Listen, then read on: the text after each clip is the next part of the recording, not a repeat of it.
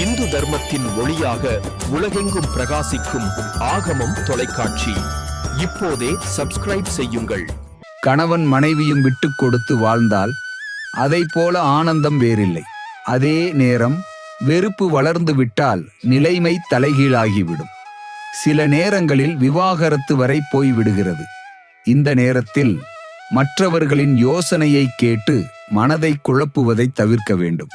கணவன் மனைவி விஷயத்தில் முடிவெடுக்க வேண்டியது சம்பந்தப்பட்டவர்கள் மட்டுமே. பக்திக்கு மிஞ்சிய பரிகாரம் இல்லை என்று அமைதியாக இறைவனை சரணடைவது ஒன்றுதான் இதற்கு எளிய வழி. ஆணும் பெண்ணும் சரிசமம் என்பதை சிவபெருமானே நமக்கு எடுத்து காட்டியிருக்கிறார். ஆண் பாதி பெண் பாதியாக இருக்கும் அர்த்தநாரீஸ்வரர் கோலத்தில் இருக்கும் இறைவனை வழிபடுங்கள். பௌர்ணமி நாளில் விரதமிருந்து மாலையில் அர்த்தநாரீஸ்வரருக்கு பால் நிவேதனம் செய்து பருகி வாருங்கள். அர்த்தநாரீஸ்வரர் சந்நிதி இல்லாத ஊர்களில் சிவாலயத்துக்கு சென்று மண்ணில் நல்ல வண்ணம் வாழலாம்.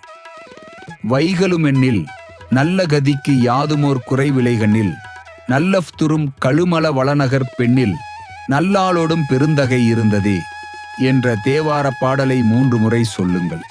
உங்கள் வாழ்க்கையில் மீண்டும் வசந்தம் மலரும்.